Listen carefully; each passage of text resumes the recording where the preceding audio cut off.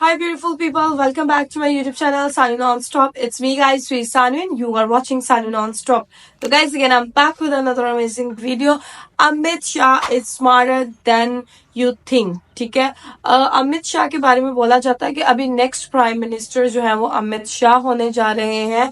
ठीक है, और पीएम मोदी ने भी जो है वो कम काम नहीं किए, कहाँ का कहाँ इंडिया को ले गए हैं, ये बात मानने में आएगी. और बहुत लोग जो है वो उनसे प्यार भी करते हैं, बहुत उनको जो है वो मानते हैं कि ये बहुत अच्छे प्राइम मिनिस्टर है. अभी जो है वो एक चीज सामने निकल के आ रही है कि अमित शाह के भी बहुत ज्यादा लोग जो है वो फैन हो चुके हैं, और किस तरह जो है वो next prime minister Amit Shah हो सकते हैं वो सारा कुछ तो वीडियो के अंदर जाकर ही पता चलेगा. लेकिन उससे पहले गाइस, आप लोगों ने बताना कि आप अमित शाह के फैन है या जो है वो आप लोग पीएम मोदी के फैन है. कमेंट बॉक्स के अंदर पीएम मोदी या अमित शाह जो है वो टाइप कर दीजिएगा. ठीक है, और उसके बाद गाइस वीडियो के अंदर हमें बहुत ज्यादा चीजें जो है वो डेप्थ के बारे में पता चलेंगी, और लास्ट पर जो है वो मैं अपना ओपिनियन इस वीडियो को देखने के बाद बताऊंगी कि अमित शाह को होना चाहिए या पीएम मोदी को. तो वीडियो को फटाफट से स्टार्ट करते हैं. लेकिन उससे पहले गाइस, अगर आप लोग ने मेरे चैनल पर अगर अभी तक आप लोगों ने मेरे चैनल को सब्सक्राइब नहीं कर रखा, फटाफट से जल्दी मेरे चैनल को सब्सक्राइब कर दीजिएगा, वीडियो को एक थम्स अप भी दीजिएगा, और साथ के बेल आइकन बटन को भी प्रेस कर लेना यार, ताकि आने वाली वीडियो की नोटिफिकेशन जल्दी मिल सकेगी आपको. ठीक है, तो चलिए गाइस, और कमेंट करना भी नहीं भूलना. ओके, नेक्स्ट किसी भी और वीडियो के ऊपर आप लोगों को रिएक्शन चाहिए ना, तो बताएं. सॉन्ग्स नहीं यार, सॉन्ग्स के ऊपर मैं वीडियोस नहीं बनाती, तो आप सॉन्ग्स के अलावा कोई वीडियो मुझे आप बोल सकते हैं. तो स्टार्ट. अमित शाह शायद बहुत लोगों के लिए आज नाम ही काफी है. वर्तमान पॉलिटिकल स्फीयर के चाणक्य माने जाते हैं अमित शाह जी. बहुत सारे लोगों को लग रहा होगा कि अमित शाह जी सिर्फ और सिर्फ भारत के एक होम मिनिस्टर हैं, लेकिन आप सबको जान के हैरानी हो जाएगी कि अमित शाह जी ने भारतीय जनता पार्टी के लिए एक्चुअली में क्या क्या किया है. वो एक ऐसे नेता हैं जो कि सिर्फ क्रिकेट के पिच में ही अच्छे नहीं हैं, लेकिन वो राजनीति के पिच में भी ऑपोजिशन के छक्के छुड़ा देते हैं. एक ऐसे नेता हैं वो जिन्हें हम आज के दिन मोदी जी को मोदी जी बनाने का किताब भी देते हैं. शायद इसीलिए पॉलिटिकल स्फीयर में अमित शाह जी को किंग मेकर बोला जाता है. आज हम इस वीडियो में अमित शाह जी के बारे में थोड़ा सा और जानेंगे, कैसे उन्होंने अपनी यूनिक, इंटरेस्टिंग और बेहतरीन स्ट्रैटेजीज को लगाकर भारतीय जनता पार्टी को इतना बड़ा कर दिया है आज भारत में. तो चलिए देखते हैं कि why Amit Shah is a modern day Chanakya and a king maker. और इसी धरती के संतान अमित भाई का आज बधाई देना चाहता. हिंदुस्तान के हर कोने में भारतीय जनता पार्टी का विजय ध्वज फहराने में वो कामयाब हुए. वीडियो शुरू करने से पहले मैं एक छोटा सा डिस्क्लेमर देना चाहता हूं कि हमारा चैनल किसी भी संगठन, किसी भी पार्टी या किसी भी आदमी को सपोर्ट नहीं करता है. इस वीडियो को आप एक केस स्टडी जैसा ले सकते हैं, और अगर आपको किसी की जिंदगी से कुछ सीखने को मिल रहा है तो चलिए उस सीख को हम बस वहां से ले लेते हैं. शुरू करें. अक्टूबर 22, 1964 मुंबई के एक अस्पताल में एक गुजराती कारोबारी अनिल चंद्र शाह जी के यहाँ जन्म होता है अमित शाह जी का. उनका बचपन से लेकर 16 साल तक का जो जीवन रहता है वो अपने पिताजी के गांव मानसा में बीतता है. यहाँ पे हमें देखने को मिलता है कि बचपन से ही अमित शाह में एक लीडरशिप की क्वालिटी थी. आज के दिन भी जब मीडिया उनके दोस्तों से बात करती है तो उनके दोस्त बताते हैं कि बचपन से ही थोड़े से यूनिक थे अमित शाह जी. अपना पहला इलेक्शन 13 साल की उम्र में उन्होंने लड़ा था, और वो 7वीं कक्षा में थे उस समय. मॉनिटर का चुनाव था ये, और अपनी कक्षा में इस चुनाव को उन्होंने जीता था. पूरे के पूरे 75% मतों से उन्हें विक्ट्री मिली थी, और वो लीडर बन गए थे अपनी क्लास. यहाँ से उनकी जीत की एक ऐसी जर्नी शुरू होती है जिसका अंत आज भी देखना बहुत मुश्किल है. उनका परिवार शुरू से ही बिजनेस में था, लेकिन अमित शाह जी को बचपन से ही बिजनेस में थोड़ा भी इंटरेस्ट नहीं था. उनका एक छोटा सा पाइप का बिजनेस हुआ करता था, उसे बंद करके वो आरएसएस ज्वाइन कर लेते हैं, और यहीं से वो संघ के मेंबर बन जाते हैं और देश की सेवा में निकल पड़ते हैं. मोदी जी और अमित शाह जी के डायनेमिक डुओ के बारे में तो आपने बहुत सुना होगा, लेकिन आपको जान के हैरानी होगी कि ये बहुत पहले से एक बहुत अच्छे दोस्त हैं, और इनकी मुलाकात के पीछे भी आरएसएस ही है. शुरू से ही मोदी जी भी आरएसएस में हुआ करते थे, और आगे जाके अमित शाह जी ने भी आरएसएस ज्वाइन कर लिया था. एक मीटिंग में दोनों मिले थे, और वहीं से इनकी दोस्ती की शुरुआत हो गई थी. ये दोस्ती गहरी तब हुई जब दोनों ने बीजेपी ज्वाइन कर लिया, और ये समय था 1987 का. राष्ट्र स्वयंसेवक संघ ने अपना पूरा सपोर्ट दे दिया था उस समय भारतीय जनता पार्टी को. तो हुआ ये था कि भारतीय जनता पार्टी में आरएसएस के बहुत सारे मेंबर्स जुड़ने लगे थे और उन्हीं मेंबर्स में से 2 थे अमित शाह जी और मोदी जी। यहाँ से उनकी दोस्ती बहुत ज्यादा गहरी हो जाती है। यहाँ जानने वाली बात यह भी है कि नरेंद्र मोदी जी ही वो आदमी है जिन्होंने अमित शाह जी को पॉलिटिक्स में लाया है। जी हाँ, गुजरात के सीएम उस समय हुआ करते थे शंकर सिंह जी।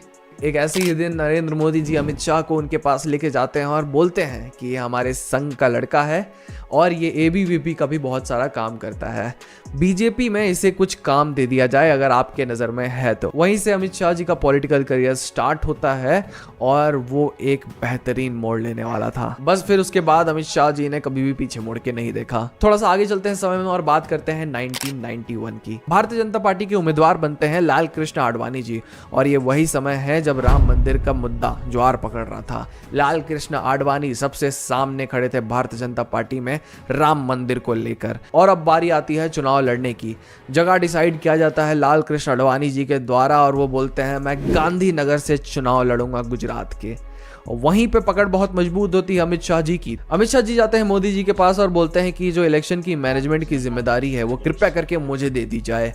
यहाँ पे मेरी पकड़ मौजूद है और वो कुछ ऐसा बोलते हैं मोदी जी को जो कि पूरा का पूरा कॉन्फिडेंस दिखाता है अमित शाह का शुरू से ही। वो बोलते हैं कि अगर मुझे मैनेजमेंट की जिम्मेदारी मिल जाती है तो आडवाणी जी अगर यहाँ नहीं भी आके प्रचार करेंगे, यानी कि गांधीनगर में नहीं भी फिजिकली आके प्रचार करेंगे, तब भी भारतीय जनता पार्टी की जीत निश्चित है। और इस पे एक स्टैंप लगाते हैं अमित शाह जी जब रिजल्ट में आप देखते हैं कि लाल कृष्ण आडवाणी जी एक बहुत ही बड़े मत से जीत जाते हैं।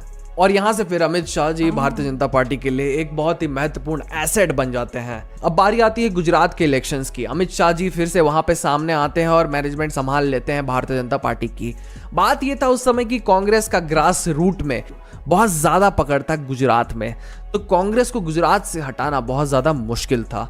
यहाँ पे अमित शाह जी फिर से अपनी चाणक्य नीति लगाते हैं और एक ऐसा आइडिया निकालते हैं जो कि पूरा गेम चेंज करने वाला था। देखिए, हर गांव में एक मुखिया रहता है जिसकी सारे गांव वाले बात सुनते हैं, ठीक है। अमित शाह जी का आइडिया ये था कि इस मुखिया के 2nd नंबर वाले आदमी को, जो कि 2nd सबसे प्रमुख आदमी होगा गांव का, उसको पकड़ लिया जाए और उसको भारतीय जनता पार्टी में ऐड कर लिया जाए। यही किया गया था गुजरात में और बहुत सारे ऐसे लोगों को ऐड कर लिया गया था। एक नंबर मैं आपको बताना चाहूंगा, 8000 ऐसे लोग थे जिन्हें ऐड किया गया था भारतीय जनता पार्टी में, जो कि अपने गांव को रिप्रेजेंट कर रहे थे वहां पे। और अमित शाह जी जगह जगह जाके भारतीय जनता पार्टी का प्रचार प्रसार भी कर रहे थे। इससे हुआ क्या? इससे 2 चीज हुआ। पहला, भारतीय जनता पार्टी ने गुजरात के लोगों का दिल जीता और दूसरा, भारतीय जनता पार्टी ने फिर गुजरात के इलेक्शंस भी जीत लिए। उसके बाद पार्टी में एक आपसी मतभेद शुरू हो गई। मोदी जी और उस समय के सीएम के बीच में वहां पे थोड़ी सी मतभेद होने लगी, तो पार्टी मोदी जी को दिल्ली भेज देती है। यही वो समय था जब गुजरात के बहुत बड़े बड़े नेता मोदी जी से बात करना बंद कर दिए थे। क्यों? क्योंकि वो गुजरात के अब बहुत महत्वपूर्ण सदस्य नहीं रहे थे और उनसे बात करके कोई दुश्मनी क्यों ही ले सीएम से। लेकिन इस समय भी अमित शाह जी ने अपनी दोस्ती दिखाई यहाँ पे और वो मोदी जी के साथ जुड़े हुए थे।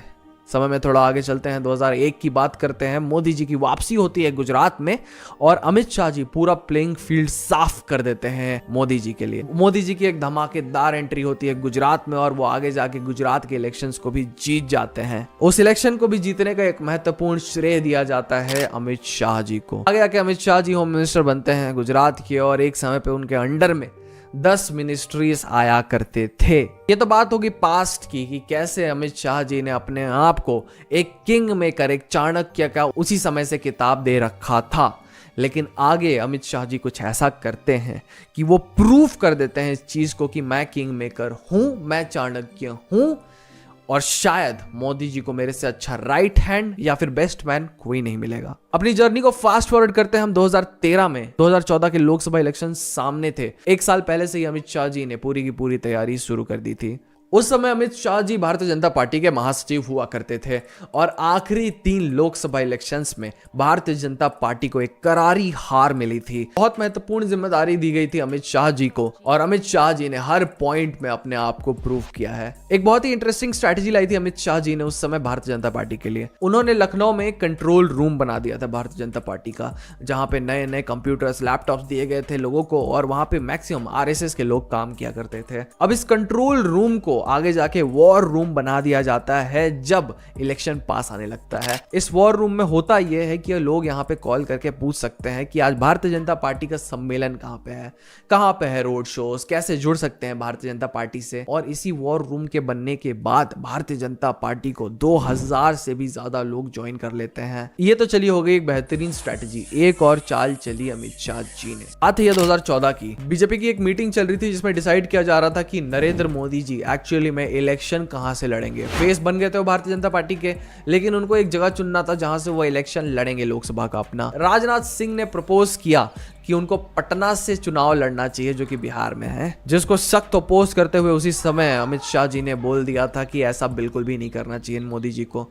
उन्हें एक्चुअली में यूपी के वाराणसी से लड़ना चाहिए। बहस होती है राजनाथ सिंह और अमित शाह के बीच में, लेकिन अमित शाह जी जाते जाते राजनाथ सिंह को बोल देते हैं जो मैंने बोला है, आप जरा सोचिएगा उसके बारे में। मोदी जी आखिरी में डिसाइड करते हैं कि वो वाराणसी से ही चुनाव लड़ेंगे। देखिए, दो बहुत महत्वपूर्ण चीजों के वजह से अमित शाह जी ने मोदी जी के लिए वाराणसी को चुना था। पहला, ये एक हिंदुओं का हब है, और दूसरा, उन्हें पता था कि अगर वो यूपी की